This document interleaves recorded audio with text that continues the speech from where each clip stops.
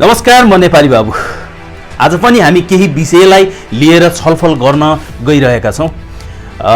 तपाईँ हामीसँग जोडिरहनु होला र केही वर्ष अगाडि तपाईँहरूले सुन्नुभएको थियो होला कि कुनै कुनै ठाउँहरू यस्तो थिए कि जहाँ यदि मेरो घरको दैलोको अगाडि कुनै नेपाली छ र रहन्छ भने हामी त्यो दिन त्यो रात आफूले आफूलाई सुरक्षित महसुस गर्नेछौँ।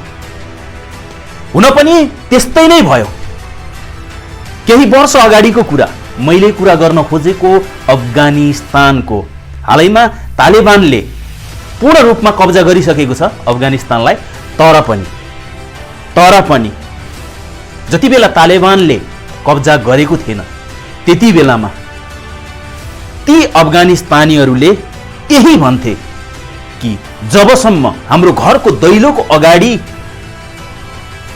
गोर्खा हुनेछ, जबसम्म हाम्रो देशभित्र वीर गोर्खा हुनेछन्, वीर गोर्खालीका खुनहरू हुनेछन्, तबसम्म हामी आफूले आफूलाई सुरक्षित महसुस गर्नेछौँ भनेर पनि भनेका थिए र सुरक्षित पनि थिए।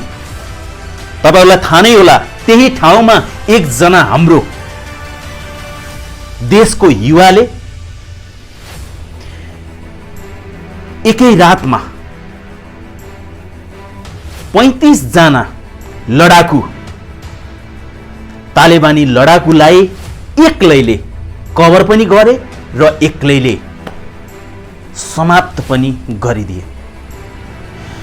धेरै महिनापछि उनको इन्टरभ्यू लियो। बीबीसीहरू पहुँचे त्यहाँ, अमेरिकाका धेरै मिडियाहरू गए र उनलाई ठाउँमा बोलाएर इन्टरभ्यू पनि लियो। त्यति बेलामा उनले यही शब्द भनेको थिए कि साथीहरू आराम गर्दै थिए र मैले सोचेन कि उनीहरूलाई डिस्टर्ब गरौँ भनेर, किनकि यी 35-40 जना त म एक्लै नै काफी थिए। हुन पनि हो र हाम्रा युवाहरूले मात्र होइन, पुर्खाहरूले पनि हाम्रो देशको लागि नाम यति बनाएर गएका छन् कि आजसम्म पनि यदि कुनै शिक्षित व्यक्ति छ भने नि त्यो व्यक्तिलाई नेपालको बारेमा, नेपालको इतिहासको बारेमा पढ्न यति चासो र यति रहर लाग्छ भन्ने कुरा म तपाईहरूलाई शब्दमा बयान गर्न सक्दैन। तर मैले भन्न खोजेको यो होइन कि हामी लडाईँमा मात्रै जहिले पनि र बहादुरीता जहिले पनि देखाइरहनु भनेर मैले भन्न खोजेको होइन। जति लडाई र बहादुरीताको जति पनि आवश्यक पर्छ त्यो भन्दा धेरै एउटा शिक्षा हासिल गर्नेको मान्छेलाई धेरै आवश्यकता हुन्छ। तर यति बेलामा हाम्रो देशको कुना कुनामा शिक्षाहरू पुगेकै छैन। हरेक देशको पब्लिकले, हरेक देशको बासिन्दाले यही चाहन्छ कि त्यो देशभित्र शिक्षा होस् र रोजगारी पाउन सकियोस्। अरु त्यहाँभन्दा अरु कसैलाई केही पनि चाहिँदैन। र आजसम्म पनि हाम्रो देश अझै पनि प्योर छ।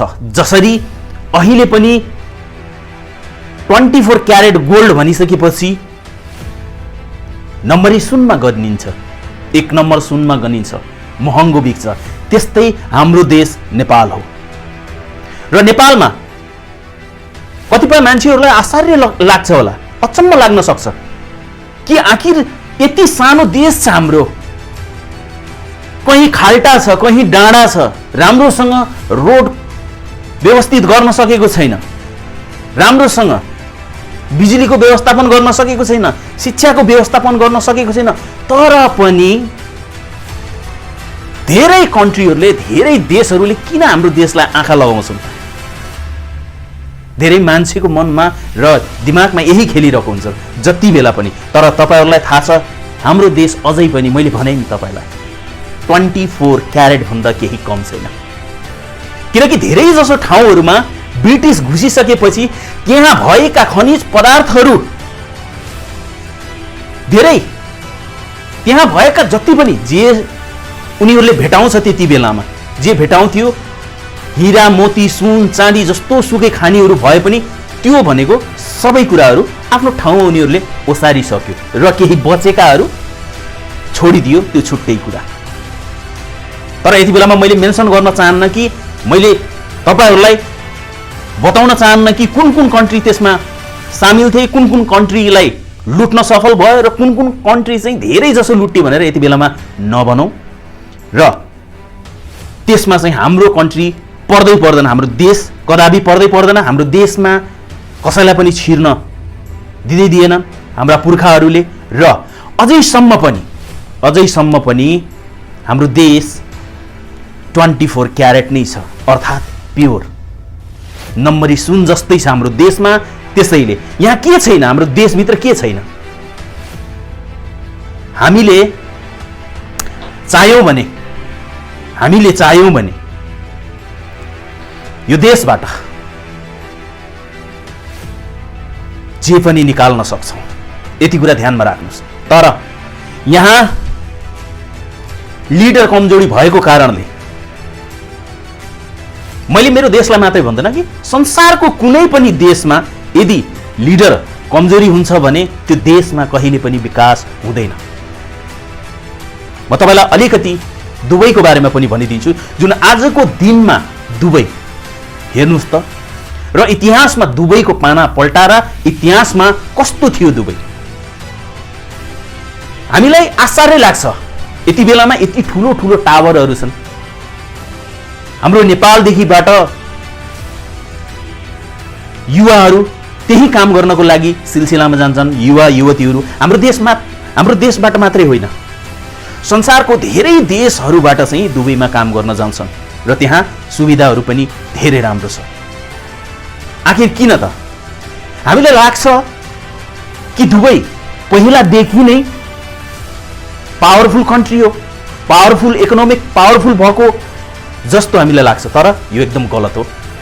यदि तपाईले दुबईको इतिहास पल्टाएर हेर्नुभयो भने र पढ्नुभयो भने तपाईहरूले एउटा आश्चर्यजनक कुरो के फेला पार्नुहुन्छ भनेपछि हिजोको दिनमा दुबई एउटा सानो गाउँ मात्र थियो, एउटा बस्ती मात्र थियो। तिनीहरूले पनि अरू केही गर्थेनन्, एउटा समुद्रबाट माछा निकालेर बेचेर आफ्नो जीविका चलाउने गर्थे। तर विडम्बनाको कुरो, दुबईमा एकाएक दुबईको लिडर जसले त्यो गाउँलाई त्यो ठाउँलाई नेतृत्व गर्छु भनेर आफू अगाडि हिँड्यो, त्यो मानिस 24 क्यारेट सुन जस्तै निस्कियो र उसले एक्कासी केही सोचेन, आफ्नो फ्युचरको बारेमा केही सोचेन, तर आफ्नो अगाडि आउने पिढीहरूको बारेमा सोचेर ती व्यक्तिले चाहिँ देशलाई होइन कि त्यो ठाउँलाई त्यो बस्तीलाई डेभलप गर्न थाले। तर अचम्म लाग्छ हामीलाई होइन आज पनि, तर धेरै जसो ठाउँ यस्तै छ। दुबईमा पनि यही भएको थियो, किनकि उनीहरूले पाए देशको नेतृत्व गर्ने मान्छे कस्तो हुनुपर्छ भनेर हामीले दुबईको इतिहासको पाना पल्टायौँ भने हामीले राम्रोसँग फेला पार्न सक्छौँ। र अर्को कुरा, हामीले कोरियाबाट पनि धेरै कुराहरू सिक्न सक्छौँ। साउथ कोरियालाई अहिले हेर्नु त, कतै जानुपर्छ उनीहरूको बासिन्दा काम गर्नको लागि, तर विगतको पाना पल्टाएर हिँड्यो भने साउथ कोरियाको हालत हाम्रो भन्दा पनि नाजुक थियो, धेरै नाजुक थियो। धेरै वर्ष अगाडि साउथ कोरियाका युवा युवतीहरू संसारका धेरै जसो ठाउँहरूमा काम गर्ने गर्थे, तर एक्कासी साउथ कोरियाले पनि एउटा देशप्रेमी, जनताप्रेमी, एउटा देशको नेतृत्व गर्ने धेरै राम्रो लिडर पायो। तर विडम्बनाको कुरो, आजसम्म पनि हामीले हाम्रो देशमा भने हाम्रो देशलाई सही दिशामा लैजाने अझै पनि व्यक्ति हामीले पाएका छैनौँ। मलाई जहाँसम्म त्यस्तो लाग्छ। यदि पाएको हुन्थ्यो भने सायद आजसम्म यस्तो हालत हुन्थेन होला। यहाँ किनकि धेरै भइसक्यो, धेरैजना आए, धेरैजना गए, तर हाम्रो सिस्टम हामीले बनाएको होइन। सरकारमा हुनेहरूले बनाएका सिस्टमहरू धेरै अलग अलग छन्। एकदम कठिन छ उनीहरूको सिस्टम। बाहिर जुनसुकै कन्ट्रीमा पनि यदि एउटाले चलाएको सरकार छोड्नु पर्यो भने नयाँ सरकारले पनि उसले कहाँसम्म काम सुरुवात गरेको थियो, कहाँसम्म पुगाएको थियो, त्यहीँबाट जहाँसम्म पुगाएको थियो त्यहीँबाट सुरु हुन्छ। तर हाम्रोमा त्यस्तो हुँदैन। हाम्रोमा एउटा सरकार आएर योजना बनाउँछ, आधा काम पुर्याउँछ, फेरि अर्को सरकार आइसकेपछि त्यो योजना त्यो कामलाई भत्ताभुङ्ग पारिदिन्छ, अनि फेरि नयाँ सुरुवात गर्ने भनेर चाहिँ फेरि अर्को आवाज निकाल्ने गर्छन्। हाम्रो देशभित्र धेरैजना आए, धेरैजना गए। म जहिले पनि यही भन्ने गर्छु, धेरैजना आए, धेरैजना गए, तर उनीहरूलाई राम्रोसँग थाहा छ कि हाम्रो देशभित्र के छ या के छैन भनेर। धेरैजनाहरू चेक जाँच गर्नको लागि आए, धेरैजनाले खोजी तलासी गर्नको लागि आए, धेरैजनालाई थाहा छ, धेरै कन्ट्रीलाई थाहा छ कि यो देशभित्र के छ भनेर, यो देशमा के पाइन्छ। त्यतिकै त यिनीहरूले सरकार किन्न खोज्दैन होला। त्यसैले त म भन्छु कि यहाँ एउटा सिस्टम मात्र बदलिनुपर्छ। यो देशभित्र विकास नै विकास हुन्छ। सर्वप्रथम पहिलो कुरा म यही भन्न चाहन्छु कि यो देशमा हामीले देशको र यो देशलाई सही दिशामा लैजाने एउटा लिडरको आवश्यकता छ। त्यो हामीले पाउनुपर्छ। र दोस्रो कुरा, विदेशीहरूले पनि हामीलाई धेरै सहयोग गरेका छन्, तर सहयोग गरे बापत उनीहरूले हामीबाट बराबर फाइदा पनि लिने गर्छन्। कतिपय विदेशीहरू आउँछन् कि नेपालमा पेट्रोल आखिर छ कि छैन चेक जाँच गर्नु पर्यो। कतिपय विदेशीहरू आउँछन् नेपालभित्र, नेपालको जमिनभित्र ग्यास उपलब्धि छ कि छैन। तर जोसुकै देशको व्यक्ति त्यसरी आए तापनि, जोसुकै देशले पठाए तापनि, तर कानो कान खबर पुग्छ कहाँ? जसले ती पदार्थहरू हाम्रो देशभित्र हाम्रो देशलाई उपलब्धि गराइरहेको छ। म स्पष्ट रूपमा भन्न चाहन्छु, जसले हाम्रो देशलाई, जुन देशले हाम्रो देशलाई ग्यास उपलब्धि गराएको छ, यदि हाम्रो देशमा ग्यास छ भने पनि त्यो कुरा अलिकति मात्रै ती देशहरूलाई थाहा भयो भने ती देशहरूले हाम्रो लिडर नै किनिदिने गर्छन्, हाम्रो देशको पार्टीलाई नै किनिदिने गर्छन्, अनि ती कुराहरू एकाएक दबेर जान्छ। चाहे त्यो तेलको होस्, चाहे त्यो पेट्रोलको होस्, चाहे त्यो ग्यासको होस्, चाहे जेसुकैको होस्। त्यसैले यी सिस्टमहरू यदि रोक्न सकियो र एउटा लिडर हामीले चाहिँ हाम्रो देशमा पाउन सकियो भने हाम्रो देशको कुना काप्चा सबै विकास पनि हुन्छ र कुना कुनामा शिक्षा पनि पुग्छ। त्यसैले म जहिले पनि भन्छु कि लिडर चुन्दाखेरि हिचकिचाउने काम नगर्नुहोस्। कसैले तपाईलाई झुटो आश्वासन देखाएका छ विगतमा भने त्यही लिडर चुन्नुपर्ने तपाईले आवश्यकता छैन।